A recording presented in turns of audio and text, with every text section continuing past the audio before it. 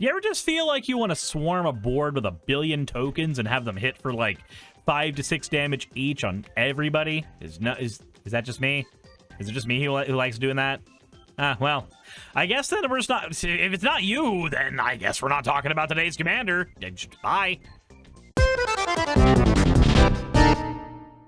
Okay, but seriously, actually, let's go ahead and talk about Alayla, Artful Provocateur. This is a 2/3 fairy warlock that has flying, death touch, lifelink, and all your flying creatures get +1/+0, but none of that is truly the relevant text. No.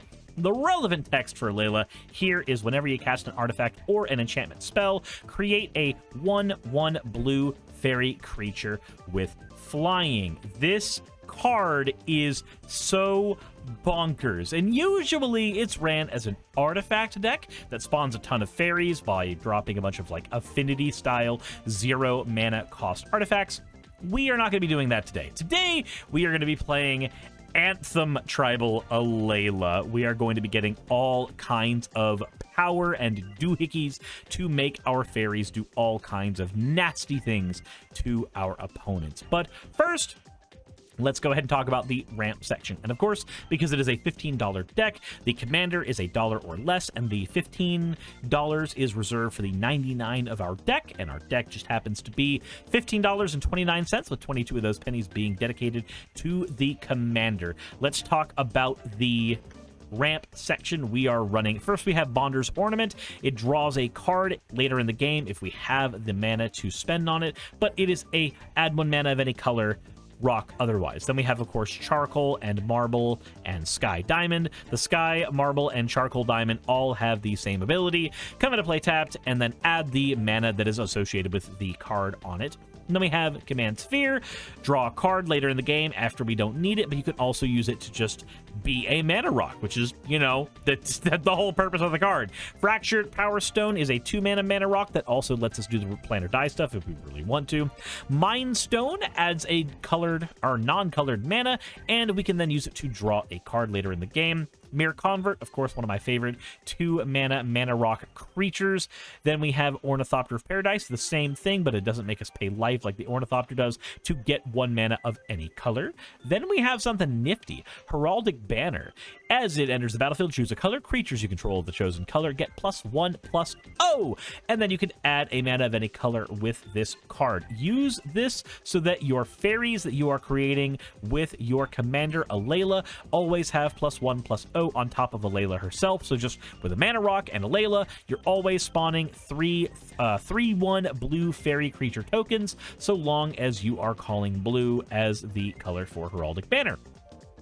Then we have Honored Heirloom, allows you to have a mana of any color, and you can use it to exile a card from any graveyard, making sure that the Reanimation player is kept honest. Then we have Prismatic Lens, a 2 mana rock that can also filter mana. Wayfarer's Bauble can sack itself to get a basic land from our library and put it on the battlefield tapped. And then we have Unstable Obelisk, a mana rock that later in the game can be used as a kill spell.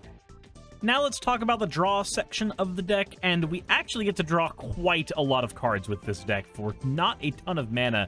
This deck does a ton of work in the drawing aspect, especially because we are beginning with Bident of Thassa. Anytime one of our creatures, like our little fairies, happens to touch a player at all, we draw a card. Factor Fiction lets us give our opponent a choice of 5 cards. They get to throw them into 2 stacks to us, and we get to pick which one we want to keep. Nasty End lets us sacrifice a creature and then draw 2 cards. Unless we sack a legendary, then we draw 3 cards. Like if a board wipe is happening and we know our commander is going to die, just Nasty End our commander, get an extra draw out of it, it's fine. Costly Plunder, sack any artifact or creature to draw 2 cards. Distant Melody lets us choose a creature type and then draw a card for every permanent we control that has that type. So we choose fairies and we get lots and lots of cards. Divination lets us draw 2 cards. Military Intelligence lets us draw a card if we attack with 2 or more creatures. Hostile Negotiation is just black factor fiction functionally, but it lets us have a door number 1, door number 2 scenario. Exile the 3 cards of your library. Exile the top 3 cards of your library face down as well. You can look at the cards in each pile. You throw them at your opponent in a face down and face up pile and say, hey, which one do you want me to get? Door number 1 where you know what the cards are, or door number 2 where the cards are not known to you, and they get to pick the poison. Speaking of poison, Feed the Infection lets you draw 3 cards and you lose 3 life, and every opponent who has more poison counters loses life as well, but that doesn't really matter at all. That part doesn't matter. The Everflowing Well is a draw card that also allows our commander to do nutty things. We pay 3, we draw 2 cards, our commander spawns a fairy, and then if we have 8 or more permanents in the grave, we can flip the Everflowing Well to the Myriad Pools. Whenever you cast a permanent spell using mana produced by the Myriad Pools, up to 1 other permanent you control becomes a copy of that spell until end of turn. So that is a niche ability that we have ways of using and abusing. Say that you cast something like our next draw spell, Thopter Spy Network, that says if 1 or more artifact creatures deals damage to a player, draw a card. At the beginning of your upkeep, you get to make a 1/1 Thopter token. Say you cast this, or your Military Intelligence, or Biden of Thassa. Use Everflowing Well to transform one of our fairies temporarily into the draw card, and now we have the ability to draw double during that turn and every other time we want the Myriad Pools to function for us. Then we have Reconnaissance Mission. Anytime one of our creatures deals damage to a player, we get to draw a card, or we can cycle it for 2. All of these cards are drawing us a ton because our commander is spawning way too many tokens on the board. And that's why we need to talk about our next thing in the deck, the removal section. Now, the reason we got to talk about this, aside from the fact that eventually we would have to get here, is sometimes our opponents are playing flying creatures and we need to get rid of them. Sometimes our opponents are playing cards that we just don't want to see and we need to get rid of them. And I'm always an advocate for running more removal in your decks than less, so we have a 12-card removal package to talk about, starting with Angel of the Ruins. We can pay 2 and Plane Cycle it out of our hand to get any Plains card. That includes our dual lands, so that's already pretty good, but if it ETBs, we can exile 2 target artifacts or enchantments off of the board, and it is an artifact creature, so if we are casting it, Alayla does see that and generates another token. Angelic Purge, we sacrifice a permanent to exile any artifact, creature, or enchantment. Another really cool card to use in token-based decks because we know guaranteed we're gonna have the fodder for it. Same thing with cards like Bone Shards. Discard a card or sack a creature to blow up any creature or planeswalker for all of 1 mana. Lash of the Balrog does the same thing. Functionally destroy any creature for 1 mana if we sack a creature. Dromar's Charm is a 3 mana counterspell that can also gain us life in a pinch and make a creature get -2/-2 until end of turn. So I just like it because it's an Esper counterspell. I think it's neat. Then we have Negate, counter any non-creature spell. Mortify, destroy a creature or an enchantment. Then we have my boy, Meteor Golem, blow up any different type of permanent on the board as long as it's not a land. And of course, it's an artifact, so it triggers our commander. Sinister Sabotage is another 3 mana counterspell that also lets us surveil. Obscura Charm is another charm like the Dromar's Charm. Choose one of these 3 modes. Return a multicolored creature from our, or multicolored permanent from our graveyard that has mana value 3 or less to the battlefield tapped. Counter an instant or sorcery spell, or blow up any creature with mana value 3 or less. Every single one of those modes is just amazing. Then we have Spine of Ishath. When it enters the battlefield, like Meteor Golem, blow up a permanent, and if it is put into the graveyard from the battlefield, we get to throw it right back into our hands. So remember those cards we showed you before that can sacrifice our artifacts, like Costly Plunder? Just sack the Spine of Ishath, and then you have another kill card in your hand. Then we have the Trickster God's Heist. You may exchange control of 2 target creatures. So just throw one of your little fairies at your opponent. They get it for free. Then the next one, whenever the lore counters increase, says you may exchange control of 2 target non-basic, non-creature permanents that share a card type. So hand people your mana rocks and take their Bolas' Citadels. And then target player loses 3 life and you gain 3 life. That last part doesn't matter. All that truly matters is that in mode 1 and mode 2, we are taking a lot of permanents away from other people. Now, the next thing we've got to talk about, the next important part, is all of our little fairy dudes get to hit for 1 and 2 because of our commander, but we need to make sure that they are hitting for much, much more than that. So let's go ahead and talk about the Anthem section of the deck, starting with Call for Unity. Creatures you control get 1/1 for every counter on Call of Unity, and at the beginning of your end step, if a permanent you control left the battlefield this turn, put a Unity counter on the Call for Unity. So we go ahead and cast this after using something like Nasty End. Now we know a permanent left. We're going to get a 1/1. We're going to get a counter on Call of Unity. Every single turn, one of our opponents, at least if it's our turn, starts trading with our fairies. Our subsequent fairies will get bigger. Commander's Insignia works in a similar way. Creatures you control get 1/1 for every time you've cast your commander from the command zone. Dictate of Heliod at flash speed gives all of our creatures 2/2. This is a fun way to close out the game on an opponent who doesn't want to do math for blockers. Dramatic Finale gives all of our creature tokens 1/1, and if one or more non-token creatures we control die, we get to make a 2/1 flying inkling token once per turn. Really good insurance for when our commander just eventually dies. Gideon's Resolve. When an ETB, search your library for any card named Gideon, put it in your hand. You're never going to do that. It's just making all of our creatures get 1/1. Force of Virtue gives all of our creatures 1/1 at flash speed. Then we have Favorable Winds. All creatures with flying get 1/1. Then we have Ethereal Absolution. Creatures you control get 1/1, and creatures your opponent control get -1, -1. It also lets us exile a card from an opponent's graveyard, so it gives us more ways to keep the Reanimation players honest. Glorious Anthem makes all creatures get 1/1. Inspiring Leader gives all of our creature tokens 2/2. Radiant Destiny gives all of our creatures of a certain type 1/1 and Vigilance. Raider Spoils gives all of our creatures 1/0, and if a warrior we control deals damage, we get to pay a life and draw a card. That's more useful in a deck that's not this, or if you want to do an upgrade path that gives the deck a Maskwood Nexus, then this, of course, will work then. Valor in Akros. Whenever a creature you control enters the battlefield, creatures you control get 1/1 until end of turn. So every time we cast an enchantment or an artifact, we are automatically getting another set of 1/1s onto all of our active fairies. We can use this to close out games very quickly if we hold up a couple mana rocks for later in the game. Then we have Rally the Ranks. Choose a creature type. All creatures you control of that type get +1/+1. All of these, along with Alayla's main ability, are making certain that our tokens are going to be hitting for lots and lots of damage. But what if we want to make more tokens? We have a single card that says we get more tokens. Feywild Visitor. If one or more non-token creatures deal damage to an opponent, create a 1/1 blue fairy creature token with flying. This allows us to hit all of our opponents once with a fairy to generate 3 fairies every turn, on top of whatever Alayla is already making. I mentioned, though, that Alayla will probably die because people do not like it when your commanders are doing all kinds of token spawning. So we have 4 ways to protect Alayla in this deck, starting with Mirror Shield. It can give Alayla Hexproof for 2. Giant's Amulet equips for 2 as well and gives our commander Hexproof as long as it's untapped. Etchings of the Chosen. Choose a creature type. Creatures you control of that type get 1/1. And we can pay 1 to sack a creature of the chosen type to give a creature we control indestructible until end of turn. A way to make our commander dodge our own board wipes, and a way to make sure that our commander is just able to dodge any kind of removal or battle damage or anything, really. Etchings is just a wonderful card. Also, remember, we had cards that care about if you sacrificed a thing this turn.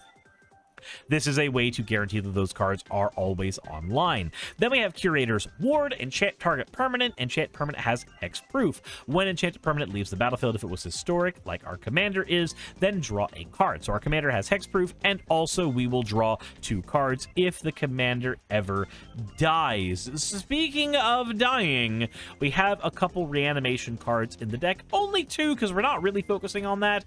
We have Marshal's Anthem. All our creatures get 1/1, so it's another Anthem card, but also we can return X target creature cards from our graveyard to the battlefield, where X is the number of times that Marshal's Anthem was kicked. The deck only has 6 creatures in it, counting our commander, so it's very unlikely you're going to need this mode unless our commander gets overcosted for whatever reason. Then we're going to multi-kick our Marshal's Anthem to get our commander back for 2 mana. Then we have Altar of Baal, another way to make sure that our commander, even when they die repeatedly, can come onto the board for basically free.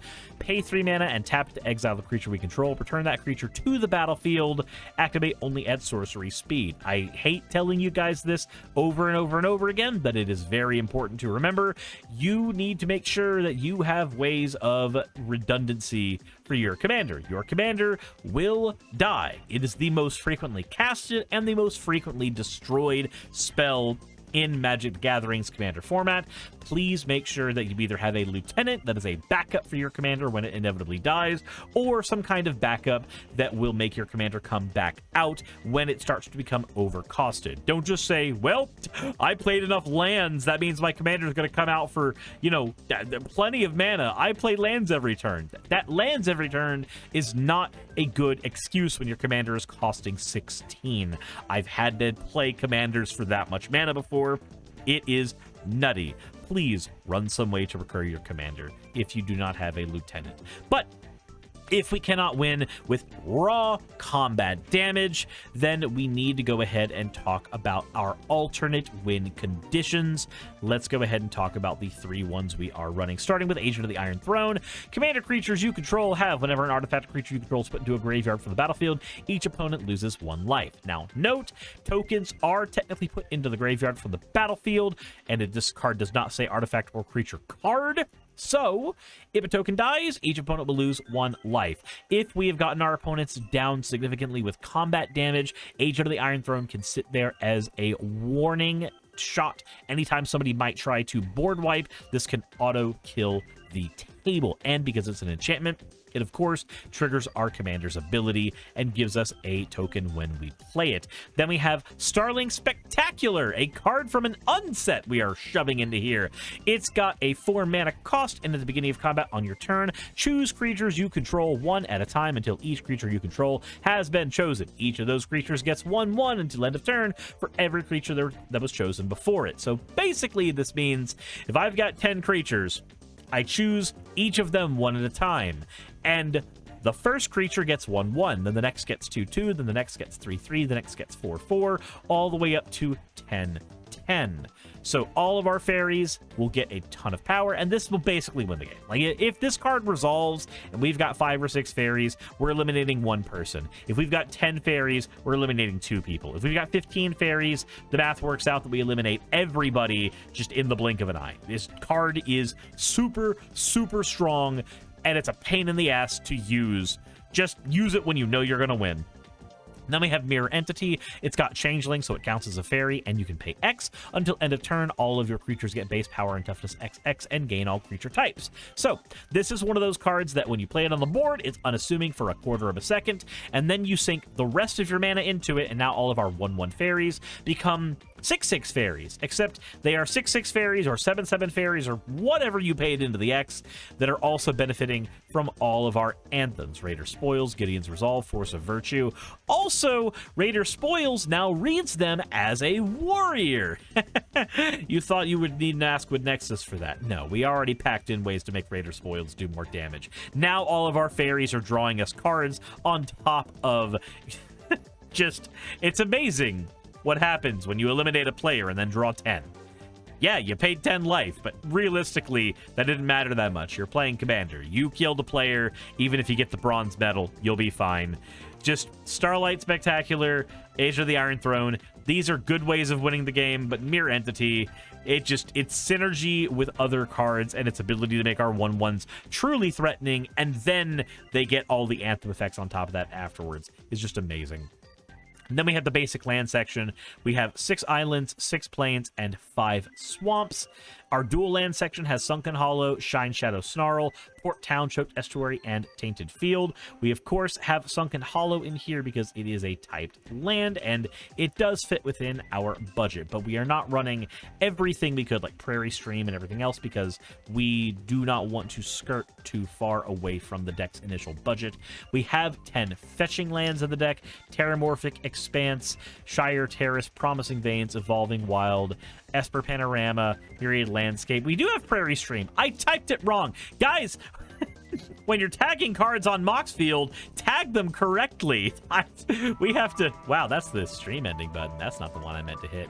Anyway, we have to actually go here and now change its tags from fetching lands into dual lands like a sane person. There we go. Prairie Stream and Shine Shadow Snarl, Sunken Hollow. There's our dual lands. Wow, I've made mistakes. Can you tell I made this deck just a while ago and forgot to set things up? You guys got to witness a flub, and I'm not actually going to edit it out of the video. I'm keeping it in because it keeps me honest. Anywho, fetching lands, Ash Barrens gets any basic out of your deck. Bant Panorama can search for 2 of the 3 lands our deck needs. Esper Panorama can search for all the lands our deck needs. Evolving Wilds can search for all the lands our deck needs. So does Shire Terrace, Promising Veins, Grixis Panorama, and Terramorphic Expanse. And of course, Myriad Landscape comes into play tapped, but it also ramps us on top of being just a wonderful card. Now, remember that you have to get 2 lands of the exact same type. Some people forget that. Now we have the Omni lands. Command Tower and Exotic Orchard are the givens, but we also have 1 of each Thriving land because we are running a 3-color deck that is not green and does not have green's mana fixing. You'll probably notice when my multicolored decks are running green, I don't tend to run the Thriving lands, but when my multicolored decks do not have green in them, I tend to run the Thriving lands. They are coming to play tapped lands, and if you are upgrading the budget of the deck, then you will be replacing these lands with more bog standard duels. You'll also be putting in a Triome in here for obvious reasons, and maybe getting things like Forbidden Orchard and City of Brass for the Omni lands, because you don't have a ton of mana fixing, so you need to make sure your lands are pulling double duty where you can. As for other deck upgrades, things that I would do, I would add in something like a Moonshaker's Cavalry as a very quick way to close out the game here. Also, something like a Boldus' Citadel that can spit out a bunch of anthems for your life. Just pay, 10, 20 life into Boldus' Citadel, get a ton of anthems on the board, power up your fairies very quickly. Things like that I would use. A couple ways to give the fairies haste as well. I would probably run... In terms of the removal package, I would just lower the mana cost on a lot of the removal here if I was lowering the deck's cost, maybe putting a Tithing Blade as well, because it makes everybody sack a thing, while also being an artifact for our commander. Reanimation, I don't think I would change this area much, because we don't need to reanimate all that often. We just need to make sure that our commander has redundancy.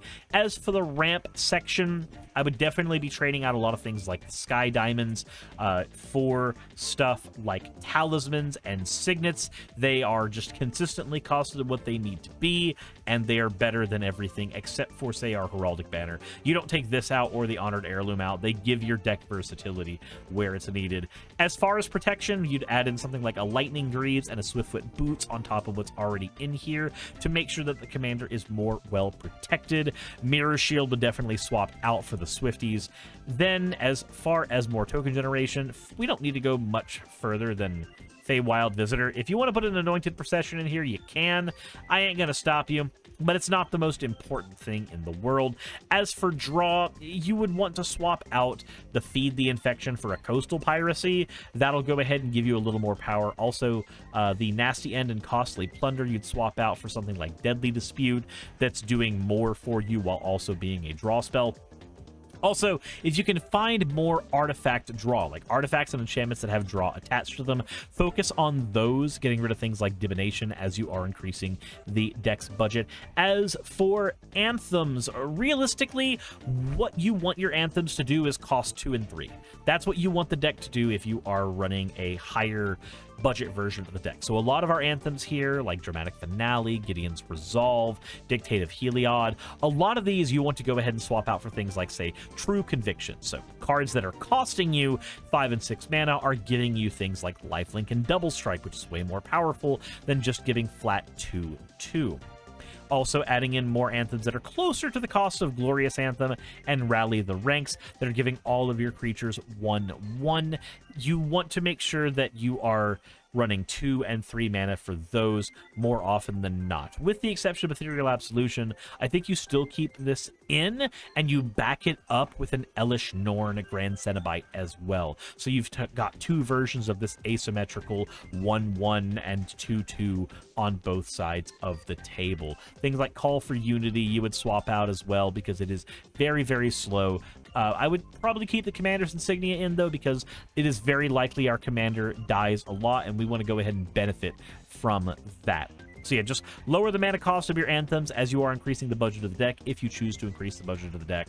But if you guys enjoyed that, hopefully you did. That was Alayla, Artful Provocateur. She gives all of your creatures with flying 1/1, and she is her own creature token generation. So you get to play a go wide deck that has barely any creatures in it at all, which I think is a very unique effect that this commander gets to do. And I only ever really see this commander as an artifact commander. I don't ever see her as an Anthem commander, so I wanted to go ahead and build her as Anthem. When I was playing Alayla, I played her specifically as an Anthem commander, and I truly enjoyed beating people in the face with 8 and 10 power fairies that had no business being powered the way they were. So let me know what you think in the comment section below about Alayla.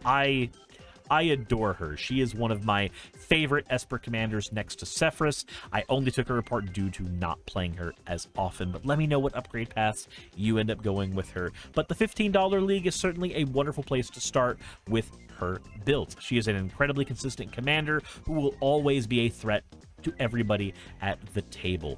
I want to thank you all for watching this video and really any video that I make. These are a passion project that I am hoping can one day turn into something a little more than that. And to help facilitate that, I also have a merch store that currently only has one item on it, which is this playmat over here. You can go ahead and get that in the description. If you're a fan of my main channel, you already know the lore behind this, but functionally I'm not a huge fan of crypto, so this is me just having a battle with a netcoin, which is a thing that my viewers created for me because they hate me, I suppose. But anywho, thank you all for watching. I appreciate every single one of you for helping me make this channel work and get off the ground. Thank you all for being here. I appreciate all of y'all. Let me know any deck techs that you want me to cover next, because I am always taking suggestions on those. Just drop them in the comment section. Let me know what upgrades you would do for this deck. Just have a communication. The Discord is also there for that.